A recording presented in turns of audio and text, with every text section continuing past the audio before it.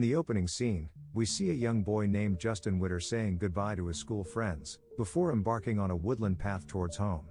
Everything seems to be going smoothly, until he is suddenly thrown back by a mysterious force.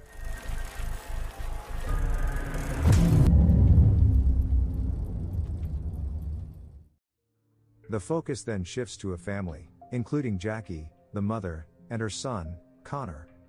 Despite the mother's best efforts to make him breakfast, it is clear that their family's relationship is in trouble, as the son acts cold and resentful toward his mother.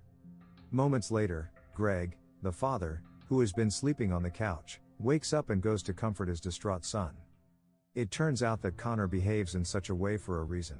We discover that Jackie is cheating on Greg, leaving him and their son Connor struggling to forgive her.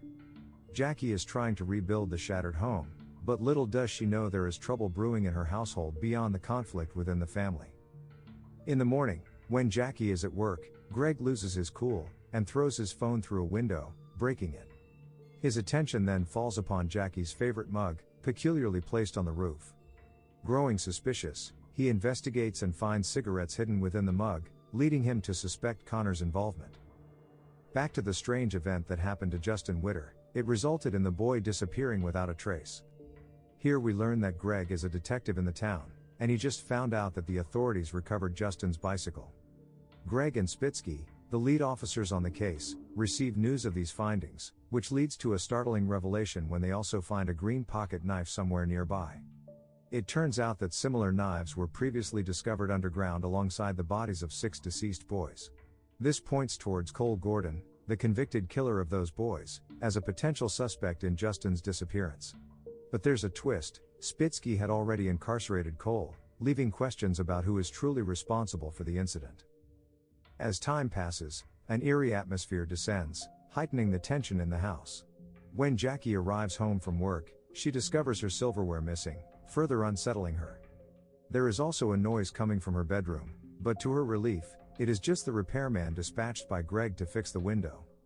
He claims it was a polite girl from within the household who granted him entry, confusing Jackie even more since she only has a teenage boy. In the evening, an unsettling occurrence takes place as the TV autonomously flickers to life, broadcasting news of Justin's and another boy's disappearance. Without thinking much about it, Jackie switches it off, only for it to switch on once more. At that moment, Greg arrives home from work, diverting her attention from the bizarre incident. Jackie voices her concerns about the repairman potentially stealing their silverware, yet Greg dismisses her worries, accusing her of stirring up unnecessary trouble. The husband notices that one more picture is missing from the wall, but he chooses to ignore it. Greg then retreats to his room to freshen up, but Connor's hamster briefly distracts him. To secure the furry creature in its cage, Greg follows it into Connor's room, only to face an unexpected turn of events. As he enters the closet to retrieve the hamster. Connor? Connor, come on. You're hilarious, but let me out now. Assuming it's a prank orchestrated by his son, Greg instructs Connor to unlock the door. Jackie then rushes to help, but Connor is nowhere to be seen in the room, having ventured out with his friends. Another argument ensues between the couple when Jackie tries to mend their deteriorating relationship by requesting Greg to spend the night in their shared room. But still at odds with each other, Greg opts to arrange his belongings in the guest room instead. Later that night, Jackie is jolted awake by a noise emanating from Connor's room. Curiosity compels her to investigate, only to discover a game on the laptop with no one in sight. Meanwhile, Connor returns to his room after quenching his thirst. After a failed try to talk to him, Jackie's gaze lands upon a peculiar mask concealed beneath Connor's bed. But due to the strained nature of their relationship, she chooses to leave her questions unanswered. Later, we see someone pulling Greg's duvet in his sleep. The following day, a phone call from work wakes him, and he gets up only to realize he's peed on his bed, so he transfers the mattress to the washing machine. Upon reaching the police station, Lieutenant Mariah enlightens Greg about the strikingly similar modus operandi to that of Cole Gordon, a notorious child abductor Sbitsky imprisoned 15 years ago. Cole's lawyer now aims to exploit these recent incidents for a mistrial, but based on the compelling evidence, including a trunk filled with green knives and clothes belonging to multiple victims, Sbitsky firmly believes that Cole is the culprit. Lieutenant Mariah suggests interviewing the 2 boys who managed to escape Cole's clutches, Braun and Travers. Their recollections might hold vital details to thwart the criminal's defense. Following orders, the officers head to Braun's residence. However, upon his parents' request, Tommy Braun, who is visibly burned and traumatized, turns around when he erupts into a frenzy of screams, compelling our officers to leave him alone. Greg then listens to the interview tape from 15 years ago, in which Tommy says they met the perpetrator on the railroad. He took them to the little house in the woods, and then vanished after they escaped. Meanwhile, strange things continue to happen in Greg's house. Jackie's ex-boyfriend, Todd, suddenly pays her a visit, hopeful of rekindling their relationship, but Jackie realizes that she must end things with him. As they argue with each other, a mug is unexpectedly thrown from upstairs, striking Todd on the head. With Connor still inside the house, Jackie cannot risk allowing Todd in, so she guides him to the basement to tend to his wound. At the same time, Connor is in the toilet when he hears some noise from the guest room, but as he goes upstairs to check the room, no one is in sight. Alarmed by the excessive bleeding, Jackie decides to rush Todd to the hospital after dropping off her son at school. Suddenly, a call from Todd's number reaches her phone, accompanied by the faint sound of their gramophone playing in the background. Obviously this is strange, but Todd claims he may have dropped the phone earlier. Returning upstairs, she questions whether Connor has been on the roof or has started the music. However, Connor denies any knowledge of what she's referring to. On their way to school, they encounter Justin Witter's mother, who turns out to live in Jackie's neighborhood. Jackie assures her that everything will be alright regarding her son. In the dimly lit basement, while Todd searches for a bandage, he is suddenly attacked from behind by someone.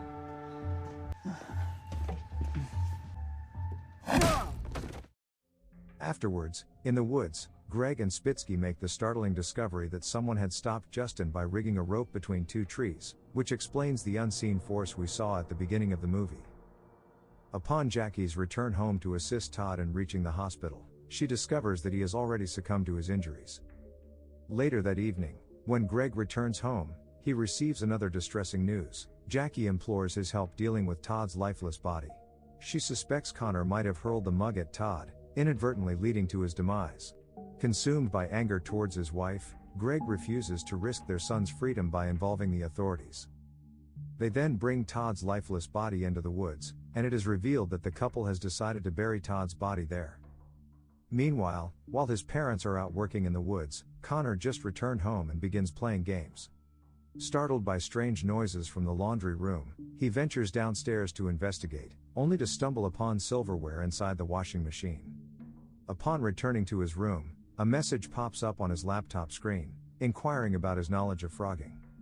Curiosity piqued, Connor turns to Google, and learns that it refers to secretly inhabiting someone else's home without their knowledge. As he is lost in his online exploration, a man donning the same mask Jackie discovered in his room ominously appears behind him.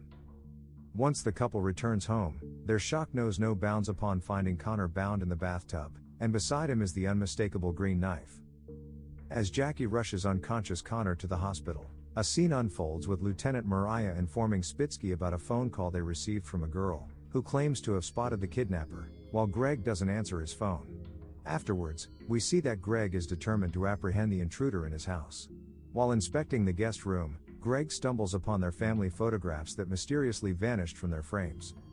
Methodically scouring every corner, he finds himself caught off guard, and mercilessly assaulted by the masked man.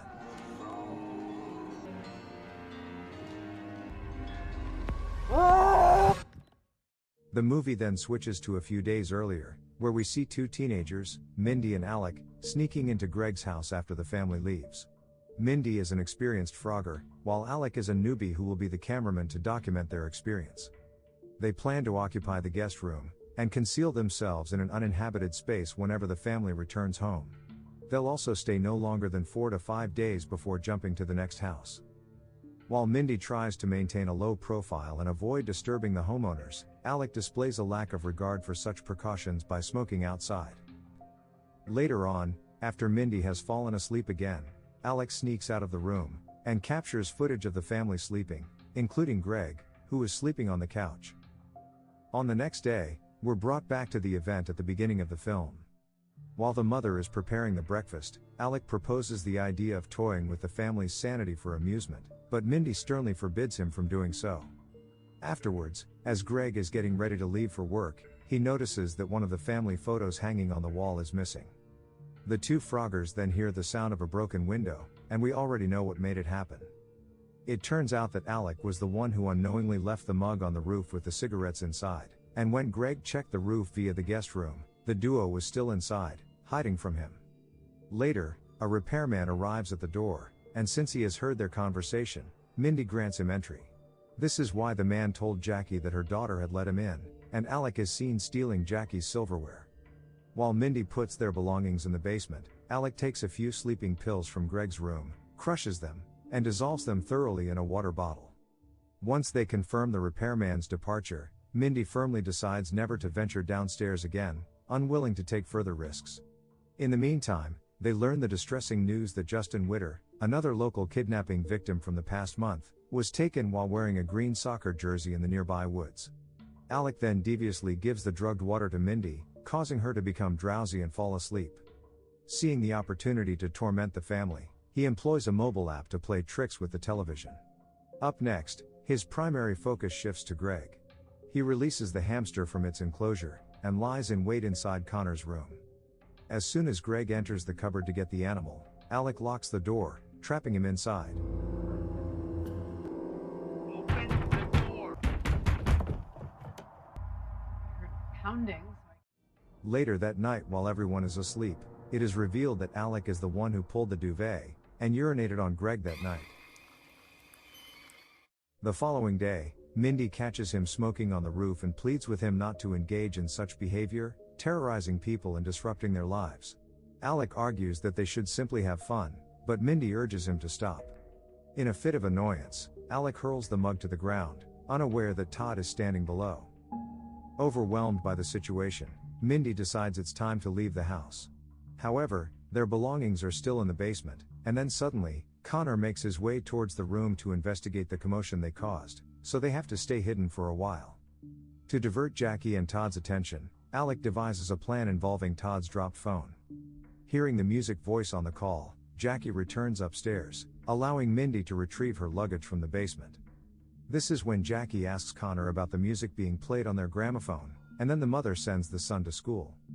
Concealing herself behind boxes in the basement, Mindy becomes an eyewitness to a heinous crime unfolding before her eyes.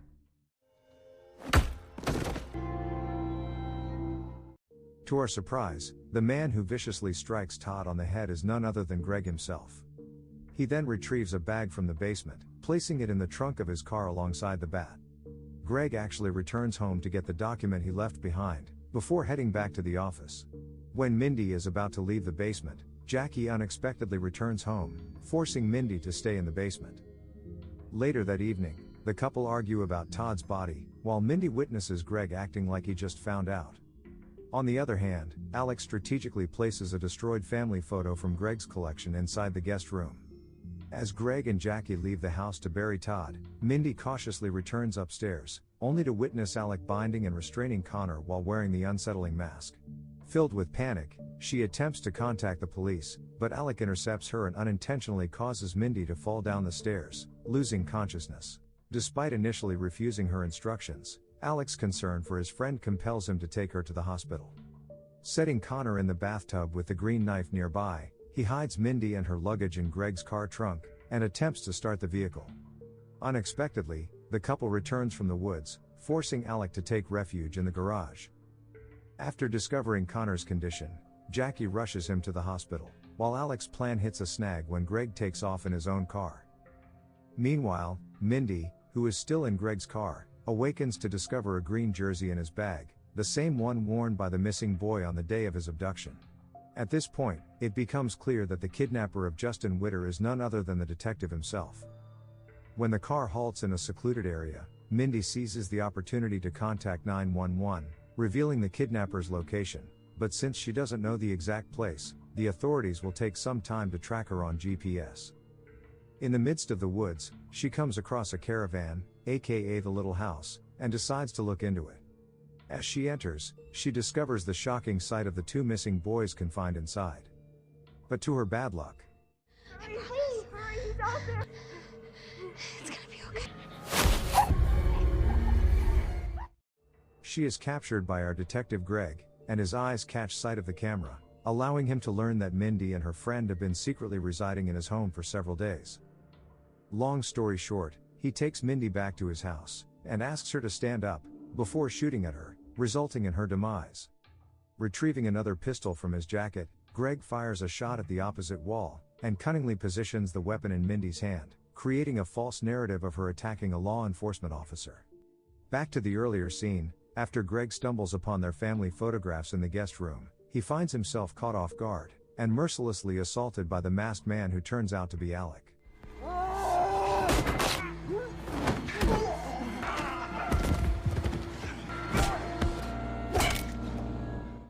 After the brief struggle, Alec gains the upper hand, holding Greg at gunpoint. It is at this point that Alec claims that he knew Greg was the one who kidnapped the town's missing boys, but Greg blames Alec for the crime, and Alec wants to stop the detective from investigating the case. But then, as the light illuminates Alec's face, it seems like Greg begins to realize something, but Alec doesn't want to hear his explanation. Alec fires a fatal shot, swiftly extinguishing Greg's life. His eyes are filled with tears, just as Officer Sbitski arrives at the scene, and shoots Alec in the shoulder. Sbitski is taken aback when Alec immediately recognizes him. Detective Sbitski. Afterwards, the police and medical help arrive at Greg's house and the caravan in the woods, where the police successfully rescue Justin Witter and another missing boy. It is here that Sbitski finds the damning evidence: knives and Justin's jersey concealed in Greg's trunk. Alec managed to reveal the truth to Sbitski. Our mysterious serial killer, who has murdered and molested many boys from the town, is none other than Greg. Misusing his position, Greg continued the abductions and killings, perpetuating a cycle of terror while framing others for the crime, such as Cole Gordon. Alec, who is still alive, is promptly transported to the hospital for medical care. He recalls the tragic incident when he and Tommy were playing on the railroad, revealing that Alec is one of the two boys who managed to escape the kidnapping that occurred 15 years ago. The two boys were then approached by the perpetrator, who was our officer. Okay guys.